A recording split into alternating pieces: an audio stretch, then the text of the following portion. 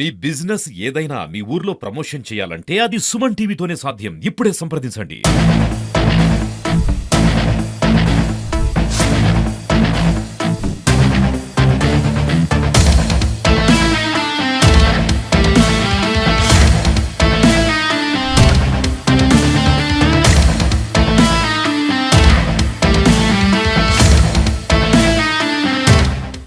Software job వదిలి group 1లో విజయం సాధించారు. కానీ అంతటితో ఆగకుండా సివిల్స్ ఎంపికయ్యారు. ప్రస్తుతం మన వద్ద తిల్లగన్నపూర్ ఎంపీడీఓగా నిధులిస్తున్న విజయసింహారెడ్డి గారు ఉన్నారు. వాళ్ళు సివిల్స్ సాధించడం పట్ల ఎలాంటి మూవ్మెంట్స్ చేశారు ప్రస్తుతం అడిగి తెలుస్తున్నాం. సార్, మీరు మొదట సుమన్ టీవీ నుంచి కంగ్రాట్స్. మీరు సివిల్ సాధించడానికి మీరు ఎలా ప్రయత్నించారు? అంటే నాది వచ్చేసి ఇది కంప్లీట్ ఒక 6 to 7 years జర్నీ అండి. నేను మీరు చెప్పినట్టుగా నేను సాఫ్ట్వేర్ జాబ్ చేస్తున్నా. సాఫ్ట్వేర్ జాబ్ చేస్తున్నప్పుడే ఫస్ట్ అండ్ సెకండ్ అటెంప్ట్స్ రెండు కూడా నేను జాబ్ చేస్తూనే ఇచ్చాను. సో నాకు అక్కడ వర్క్ ప్లేస్లో నాకు అంటే మా మేనేజర్ సపోర్ట్ కానీ చాలా ఉండింది. వాళ్ళు ఏంటంటే ముందు నుంచి కూడా చాలా ప్రోత్సహించారు. లైక్ మీకు ఇష్టం అంటే పబ్లిక్ సివిల్ సర్వెంట్ అవ్వాలన్న ఇంట్రెస్ట్ ఉంది కాబట్టి కొంచెం మోటివేట్ చేస్తూ నాకు వర్క్ ప్లేస్లో కొంచెం ఫ్లెక్సిబిలిటీ ఇచ్చారు. సో దాని నుంచి నేను ఇనిషియల్గా పికప్ అవ్వగలిగాను. And then like for the next ఇంకా మిగిలిన 6 yearsలో జర్నీ కూడా ఫ్యామిలీ చాలా సపోర్ట్ చేసింది నాకు, ఎస్పెషల్లీ మై సిస్టర్. అంటే ప్రధానంగా మీరు విజయం సాధించడానికి ముఖ్యంగా మీకు ఇంకా ఎవరి కృషి ఉందంటారు?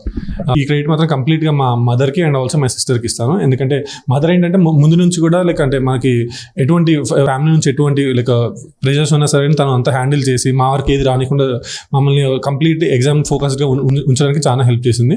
అండ్ ఆల్సో మై సిస్టర్, ఎందుకంటే నేను మా తమ్ముడు ఇద్దరం కూడా ఒకేసారి జాబ్ రిజైన్ చేసి లైక్ ఫుల్ టైం ఇక్కడ సివిల్ సర్వీస్లో దిగుతాం అన్నప్పుడు మా సిస్టర్ వెనక ఉండి లైక్ తను ఫైనాన్షియల్లీ సపోర్ట్ చేయడం ఫ్యామిలీని కానీ కంప్లీట్ తన ఇన్కమ్తోనే like family for the last 4 years నడిచింది. కాబట్టి ఖచ్చితంగా ఒక పెద్ద మోరల్ బూస్ట్ మాకు sister and also my mother. వాళ్ళ సపోర్ట్ చాలా ఇంపార్టెంట్. ఎందుకంటే ఇది మనకి ఒక రోజులో ఓవర్ నైట్ అయ్యే సక్సెస్ కాదు, చాలా గ్రూలింగ్ జర్నీ. లైక్ అంటే ఒక 6 to 7 years యావరేజ్ చూసుకుని కనీసం ఒక 3 to 4 years పడుతుంది ఎవరైనా ఎగ్జామ్ అంటే బెస్ట్ కేసులో కూడా. సో ఆ జర్నీలో మనకి సపోర్ట్ చేయాలంటే మాత్రం ఖచ్చితంగా ఫ్యామిలీ సపోర్ట్ అనేది చాలా ఇంపార్టెంట్ మనకి. ప్రధానంగా father and mother, mummy and daddy ఏం చేస్తుంటారు? ఇద్దరు కూడా అగ్రికల్చర్ ఫ్యామిలీ నుంచి అండి. ఒక మధ్య తరగతి అగ్రికల్చర్ ఫ్యామిలీ నుంచి వచ్చాము. మా ఫాదర్ కూడా అగ్రికల్చర్ నుంచి ఉన్నారు బ్యాక్గ్రౌండ్. సో మదర్ అయితే ఇంతకుముందుకు ఒక చిన్న అంటే శారీ బిజినెస్ ఉంటుంది. బట్ లైక్ ఆఫ్టర్ లైక్ మేము జాబ్ స్టార్ట్ చేసినాక తను మానేసి మోస్ట్లీ హౌస్ వైఫ్ చేస్తున్నారు.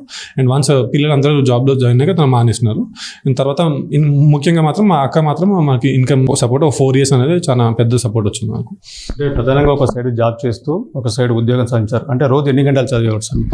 అంటే నాకేంటంటే నేను మొదలు పెట్టినప్పుడు నాకు రిస్ట్రిక్షన్ ఏముందంటే నాకు అందరిలా నేను 10 గంటలు చదవడానికి నాకు కుదరదు. ఎందుకంటే నేను ఆల్రెడీ ఫుల్ టైం ఒక సాఫ్ట్వేర్లో జాబ్ చేస్తున్నాను కాబట్టి మార్నింగ్ టైంలో చదవడానికి వీలయ్యేది కాదు. సో ఈవినింగ్ టైంలో అంటే మనకి జాబ్ అయిపోయిన తర్వాత ఈవినింగ్ ఒక 6 hours కానీ అట్లా ఫోకస్డ్గా, అంటే మనకి ఈ రోజుల్లో నెంబర్ ఆఫ్ అవర్స్ కంటే కూడా మనం ఎంత ఫోకస్డ్గా చదువుతున్నాం ఇంపార్టెంట్. అంటే డిస్ట్రాక్షన్స్ వచ్చుకుంటే ఒక 10 hours చదవడం కంటే కూడా ఏం డిస్ట్రాక్షన్స్ లేకుండా ఒక ఫోకస్డ్గా ఒక 5 to 6 hours చదివితే మాత్రం చాలా ఇంపాక్ట్ఫుల్ ఉంటుంది. సో నేను అలాగే మోస్ట్లీ నైట్ టైమ్స్లో ఎక్కువ చదవడం కానీ ఒక 10 o'clock నుంచి స్టార్ట్ చేసినామంటే నైట్ ఒక 3 o'clock వరకు చదివి ఫోకస్డ్గా మనకు ఎటువంటి డిస్ట్రాక్షన్స్ ఉన్న టైం కాబట్టి అట్లా ఫోకస్డ్ 5 to 6 hours ఎవ్రీడే చదవడం వల్ల నాకు చాలా హెల్ప్ అయింది అలా. ప్రధానంగా మీరు సివిల్ తీసుకోవడంలో అంటే ప్రధానంగా ఏదో కోచింగ్ సెంటర్ తీసుకున్నా మీరు సెల్ఫ్ ప్రిపరేషన్ తీసుకుంటారు? అంటే నాది వచ్చేసి మోస్ట్లీ అంత సెల్ఫ్ ప్రిపరేషన్ అండి. అంటే నేను ఏ కోచింగ్ ఇన్స్టిట్యూషన్లో కూడా జాయిన్ అవ్వలేదు. మనకేంటంటే నేను మోస్ట్లీ ఈ సివిల్ సర్వీసెస్ బాట లోపల దిగినప్పుడు నేను ఫస్ట్ చేసిన రీసెర్చ్ ఏంటంటే మనకి కోచింగ్ ఎంత హెల్ప్ అవుతుంది ఎంత అవ్వదు. నేను నా జర్నీ స్టార్ట్ చేసిన 2020లో. అప్పటికే మనకి ఆన్లైన్ బూమ్ వచ్చింది. చాలా వరకు మెటీరియల్స్ కూడా ఆల్రెడీ ఆన్లైన్ అవైలబుల్ ఉన్నాయి. అండ్ ఆల్సో అప్పటికి ఒక 2-3 years ముందు నుంచి కూడా టాపర్స్లో చాలా మంది సొంతంగా లైక్ ఇంతకుముందు అన్నట్టు అశోక్ నగర్లో నుంచి కానీ ఢిల్లీ నుంచి కాకుండా సొంతంగా Tier 2 టౌన్స్ నుంచి లైక్ భోపాల్ లేకపోతే మన మహబూబ్ నగర్, వరంగల్ అలాంటి ప్లేసెస్ నుంచి కూడా టాపర్స్ రావడం జరుగుతుంది మోస్ట్లీ ఆన్లైన్ మెటీరియల్ అవైలబిలిటీ వల్ల. సో నేను కూడా అదే డిసైడ్ చేసుకున్నాను. నాకు ఆన్లైన్ నా జాబ్కి కూడా హెల్ప్ అవుతుంది. మార్నింగ్ ఫుల్ టైం నేను క్లాసెస్ అటెండ్ అవ్వలేను కాబట్టి ఆన్లైన్ నాకు సెట్ అవుతుందని నేను డిసైడ్ చేసుకుని ఖచ్చితంగా కూడా ఏం కోచింగ్ లేకుండా సొంతంగా మెటీరియల్ తెప్పించుకోవడం కానీ లేదా ఇంతకుముందు ప్రీవియస్ ఇయర్స్ వాళ్ళ టాపర్స్ వాళ్ళ కాపీస్ చూడడం కానీ అలా చూసుకుంటూ సెల్ఫ్ స్టడీ చేశాను నేను. అయితే గ్రామస్థాయి నుంచి సివిల్కు సంబంధం కావడం ఎలా ఫీల్ అవుతుంది?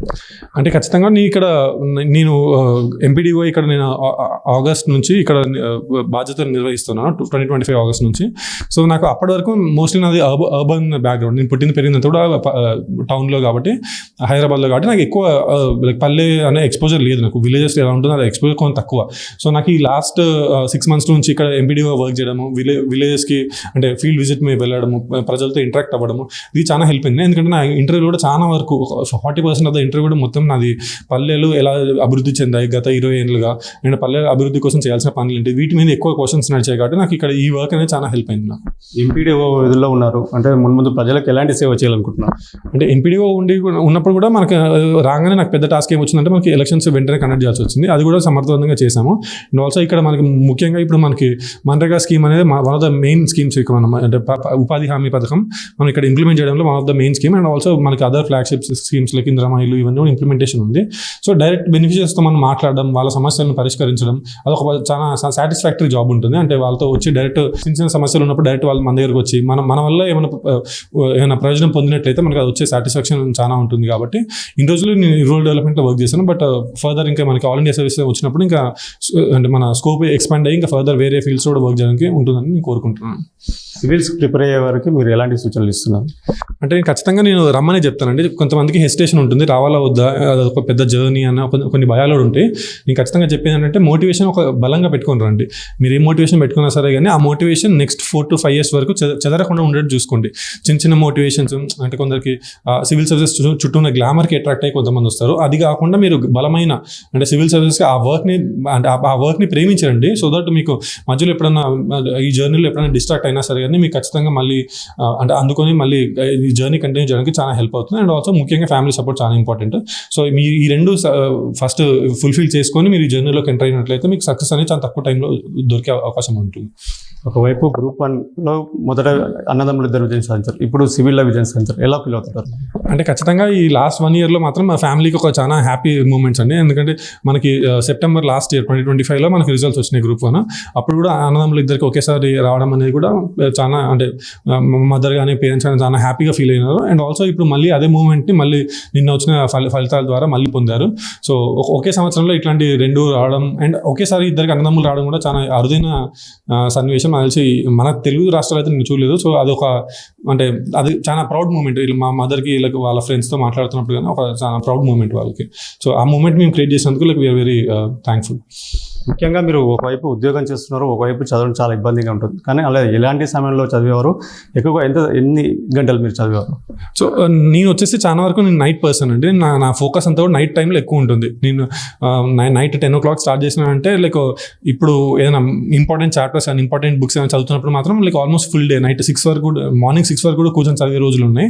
ఎందుకంటే నాకు నైట్ టైం డిస్ట్రాక్షన్స్ తక్కువ ఉంటాయి. మనకి ఎక్కువ మన చుట్టూ జనాలు ఉండరు కాబట్టి ఉన్న చదివేంత టైం కూడా 100% ఫుల్లీ ఫోకస్గా చదవడానికి కుదురుతుందని చెప్పి నేను మోస్ట్లీ నైట్ చదువుతాను.